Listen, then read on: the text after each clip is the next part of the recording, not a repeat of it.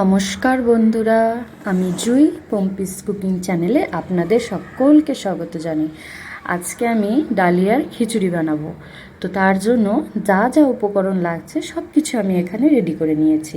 এখানে আমি ডালিয়া নিয়েছি হাফ বাটি, দেখতেই পারছো ডালিয়াগুলো। আর তার সাথে পাশেই বাটিতে রাখা আছে মুগ ডাল। তো মুগ ডাল নিয়ে নিয়েছি হাফ বাটি, হলুদ, লবণ, আদা কুচি, আর এখানে সেদ্ধ ছোলা নিয়েছি একটু, আমার কাছে ছিল। আর যা যা সবজি থাকবে তোমরা সব কিছুই দিতে পারো। তো এগুলো নিয়ে রেডি করে নিয়েছি।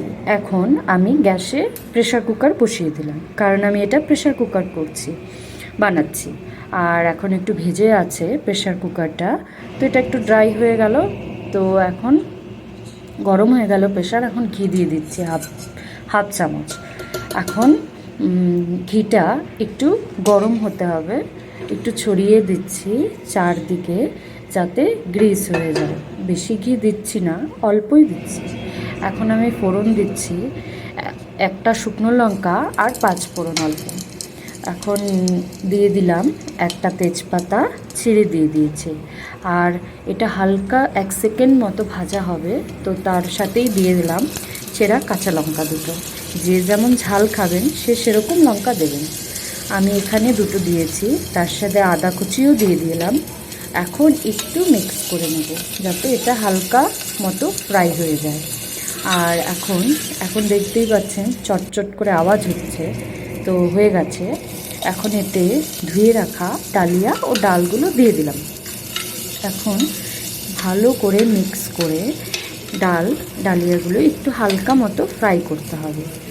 এখানে বেশি ভাজার দরকার নেই, আর অল্পই ঘি দিয়েছি, তো অত ভাজা এখানে হবে না।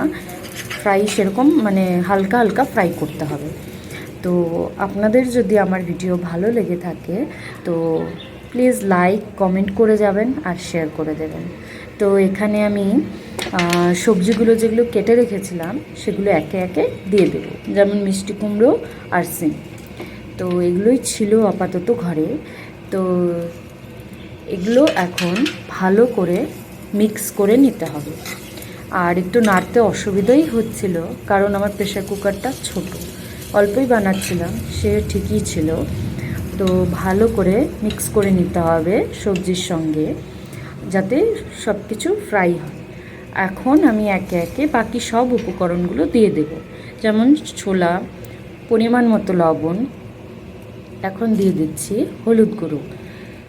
তারপর হলুদটা আমি একটু এখানে খিচুড়িতে কমই প্রেফার করি, কারণ হলুদটা কম দিলে একটু কালারটা ভালো লাগে দেখতে। বেশি হলুদে একদম কালারটা বেশি গাঢ় হয়ে যায়।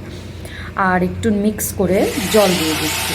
1 বাটি ডালিয়ার জন্য এখানে আমি প্রথমে 2 বাটি জল দিলাম, দিয়ে একটু নেড়ে চেড়ে দেখব কেমন জল আরও লাগবে কি না, বা ঠিক আছে। তো এখানে ভালো করে মিক্স করে নিচ্ছি। এখন মিক্স করে মনে হলো আরও হাফ বাটি এখানে জল লাগবে, তো আমি আরও হাফ বাটি জল দিয়ে দিলাম। বেশি জল দিলে প্রেশার কুকার তো সিটি পড়লে বেরিয়ে যাবে, তো এটা আবার একটু অসুবিধা হয়। আর এখন ভালো করে মিক্স করে প্রেশার কুকারের লিডটা লাগিয়ে দেব। লিড লাগিয়ে সিটি দিতে হবে। আমি তো সিটি দিয়েছি 7খানা, 6 থেকে 7টা, তো ওরকমই পড়বে সিটি। তো এখন দেখছি হয়ে গেছে, সিটি পড়ে গেছে। এখন ঠান্ডাও হয়ে গেছে, খুলে দেখি কীরকম দেখতে হয়েছে। বাহ, দেখুন কি সুন্দর কালারটা এসেছে। তো দেখে তো ভালোই ইয়াম্মি ইয়াম্মি লাগছে। আমি এক্ষুনি ট্রাই করব এটা, আপনারাও ট্রাই করে দেখবেন অবশ্যই কীরকম খেতে হয় আমার স্টাইলে।